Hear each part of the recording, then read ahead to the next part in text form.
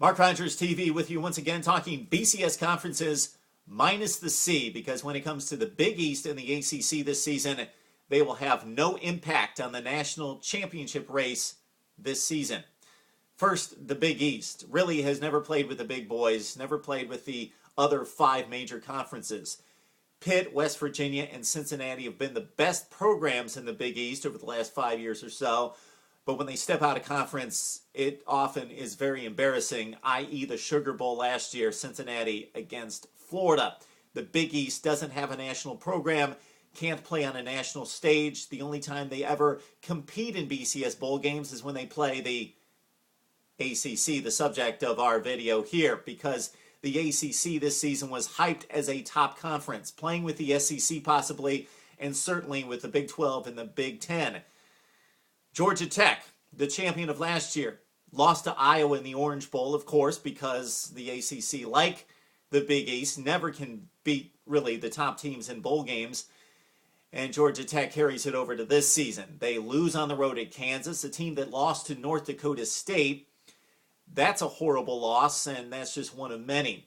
Sure, Miami lost to Ohio State. The Buckeyes could play in the national championship game this year, but aside from two special teams plays, the Hurricanes were manhandled in Columbus, looked bad, looked confused and dazed and overwhelmed by the Buckeyes.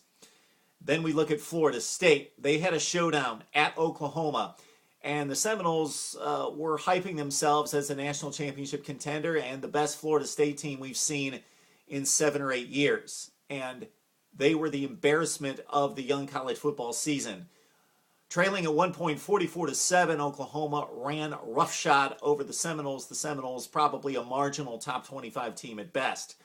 North Carolina will never know, because Butch Davis has recruited well the last few years. North Carolina looked primed to make a run in the ACC, and possibly more than that. We know what happened to their team through suspensions. 7 starters lost on defense against LSU. They lose that ball game, though they fought valiantly, 30-24. Then you've got possibly the biggest disappointment in Virginia Tech. The Hokies came back strong on Boise State in the second half, played very well, had the game in their hands in the last 50 seconds, then blew it, and then they followed up with a game that's inexplainable against James Madison. James Madison beating Virginia Tech. I can't explain that one. And this is Virginia Tech, who's been the mainstay in the ACC over the last 10 to 15 years, being the team that is typically holding the torch in the top 10 for the ACC. So the ACC has looked abysmal to date.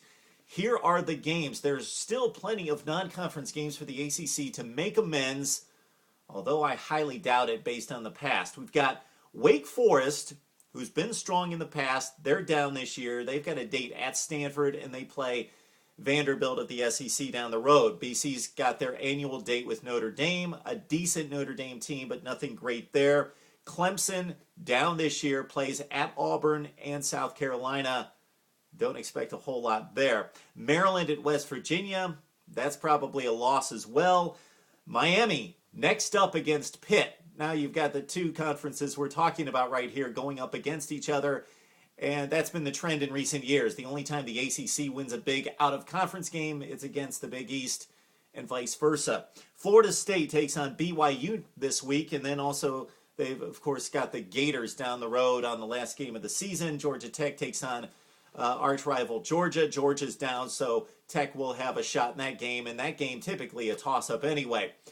There we outlined 10 out-of-conference games for the ACC. Don't expect any more than 3 wins from the ACC in those games. Like to hear what you have to say about the ACC's ability to compete this season against the big boys of college football on Mark Rogers TV.